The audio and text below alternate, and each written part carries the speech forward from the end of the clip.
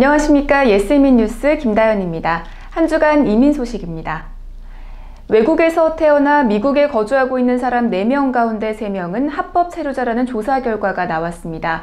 퓨 리서치 센터는 가장 최근 자료인 2015년 인구 통계 자료 분석 결과 미국 내 거주 외국 태생 인구는 4,470만 명이고 이 가운데 3,380만 명이 합법 이민자로 확인됐다고 밝혔습니다.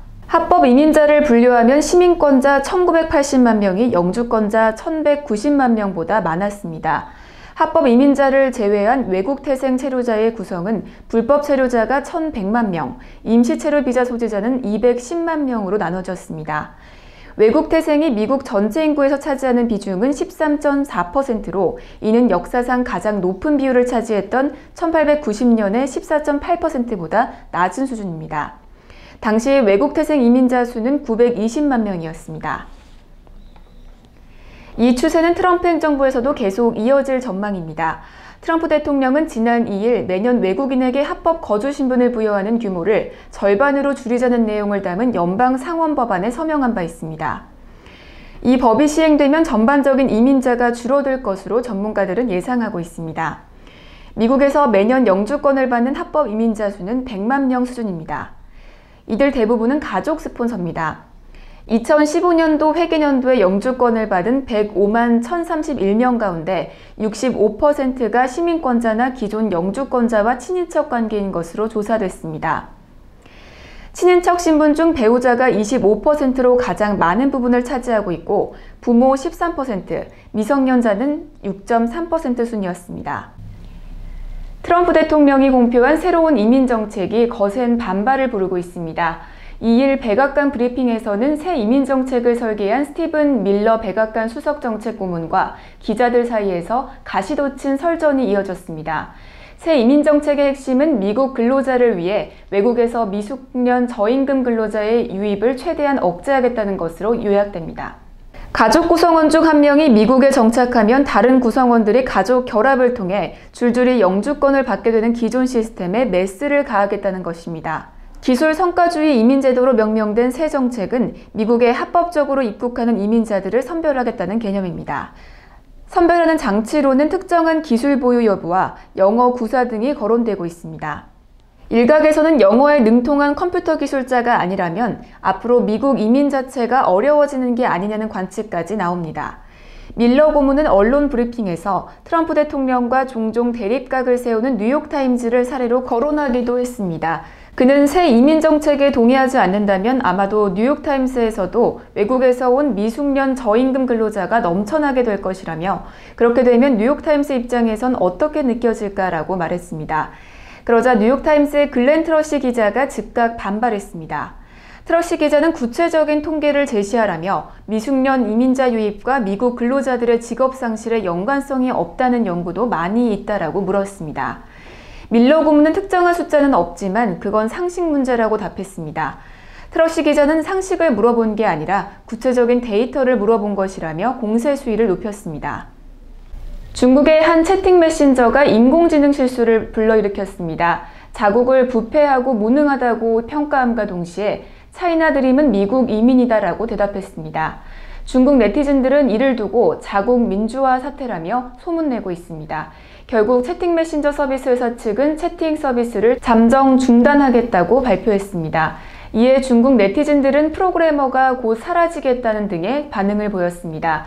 중국은 공산주의 국가입니다. 민주주의 국가에서는 해프닝으로 넘겨보낼 수 있는 일이지만 중국은 아닐 수도 있다는 것입니다.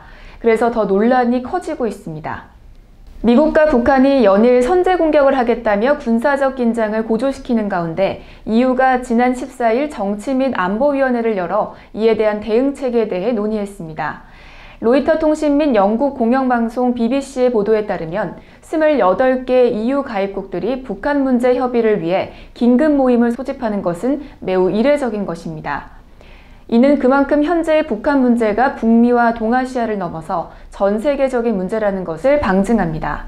EU 대외 정책을 총괄하는 부서인 대외관계청이 이에 대한 배경으로 페데리카 모게리니 외교안보 대표가 지난 6일부터 열린 아세안 지역 안보 포럼 참석을 계기로 마닐라에서 한미, 러중, 호주, 아세안의 외교장관들을 만나 회담한 것에 영향을 받았다고 소개했습니다. 앞서 지난 10일 EU는 최근 북한의 대륙간 탄도미사일 발사와 관련해 대북 제재를 강화하기로 결정하고 브리핑을 통해 북한에는 추가 도발 중단을 촉구하는 동시에 미국 및 관련국에는 평화적인 방법을 모색하라고 요구했습니다. 이에 대해 프랑스 정부는 이례적으로 지난 9일 북한의 비핵화와 관련해 평화적인 중재에 나설 준비가 되어 있다라고 공개적으로 밝혀 눈길을 끌었습니다.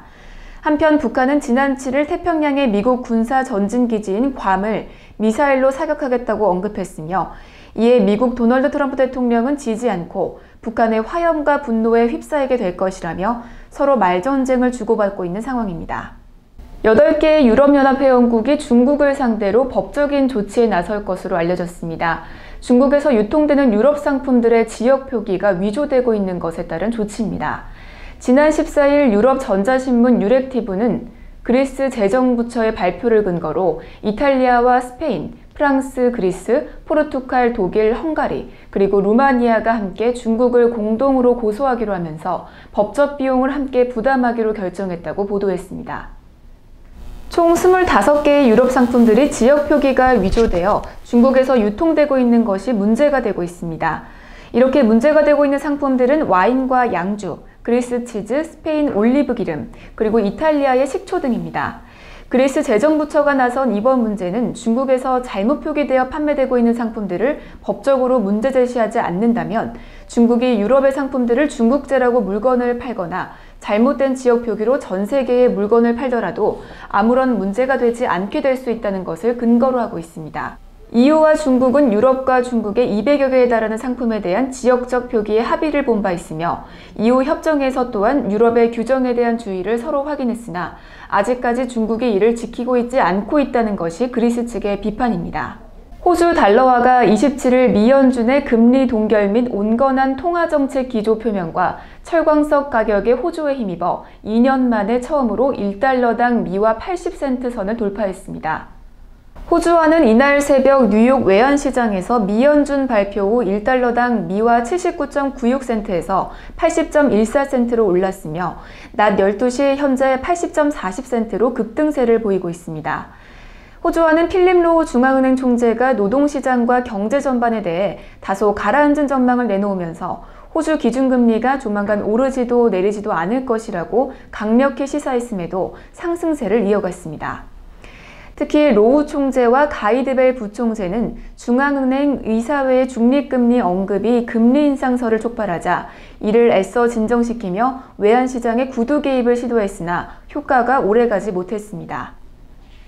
소비자 신뢰지수가 정체 상태에 있는 가운데 기업 경기가 10년 만에 최소 수준에 도달했습니다. 기업의 이익 전망과 저조한 임금 상승을 고전하고 있는 근로자 사이의 간극이 벌어지고 있음을 부각시키고 있습니다. MBA은행이 400여 개 기업을 대상으로 실시 8일 발표한 원래 기업조사 결과에 따르면 기업 경기는 지난 6월 한 달 동안 1포인트 상승하면서 2008년 초 이후 최고 수준을 기록했습니다. MBA그룹 이코노미스트 앨런 오스터 씨는 특히 7월의 부진한 소매 경기에 비추어 볼 때 기업 부문과 소비자 부문의 단절이 어떻게 해결될 것인지는 우리는 여전히 걱정된다면서 추가적으로 경제 성장의 장애 요인들과 불안전 고용 증가, 가계부채 및 주택건설은 여전히 굳게 제자리를 지키고 있다고 말했습니다. 기업 경기 호전은 가계가 어려움에 직면하면 소매와 도매 경기가 둔화된 가운데 주로 전문직 서비스가 견인했습니다. 인건비 상승률은 7월에 0.6%로 완화된 가운데 MBA은행은 호주의 고용이 향후 1년 동안 24만 명 증가하면서 실업률이 현재의 5.6%를 밑돌게 될 것이라고 전망했습니다. 지난 7일 공개된 구인 광고는 5개월 연속 상승하면서 17만 8천 개로 증가, 6년 만에 최고 수준을 기록하면서 작년 이맘때에 비해 12.8% 증가한 것으로 나타났습니다. 구인 광고는 고용주들이 앞으로 수개월 동안 영업 실적이 강세를 보일 것으로 예상할 경우에만 고용을 검토하게 되는 만큼 기업 활동에 좋은 지표가 될 수 있습니다. 호주 노동시장은 지난 6월 한 달 동안 풀타임 고용의 급증에 따라 1만 4천여 명의 신규 고용을 창출하며 9개월 연속 고용 증가를 유지했습니다. 실업률은 5.6%를 유지하면서 20일 호주 통계청에 따르면 6월 한 달 동안 풀타임 고용이 6만 2천 명이 늘고 파트타임 고용이 4만 8천 명 감소함으로써 1만 4천 명의 고용 증가를 기록했습니다. 이로써 풀타임 고용은 5월과 6월 두 달에 걸쳐 11만 5,400만 명이나 늘어나면서 29년 만에 최고 강세의 2개월 연속 고용 증가를 기록했습니다. 이코노미스트들은 6월 만에 1만 5천 명의 고용 증가로 실업률이 5.6%를 기록할 것으로 예측했습니다. 통계청은 5월 실업률은 5.5%에서 5.6%로 상향 수정함으로써 2개월 연속 같은 수준을 유지하게 됐습니다. 이러한 실업률은 4년 만에 최저 수준에 육박하는 것으로 호주는 이른바 자연 실업률의 바닥을 닫는 범위 안에 있는 것으로 중앙은행이 지난 6월 공보를 통해 밝힌 바 있습니다. 실업률을 지역별로 보면 NSW주가 4.8%로 변동이 없는 가운데 빅토리아, 남호주, 태스메니아, 노턴 테리토리가 하락한 반면 퀸슬랜드, 서호주, ACT는 상승했습니다.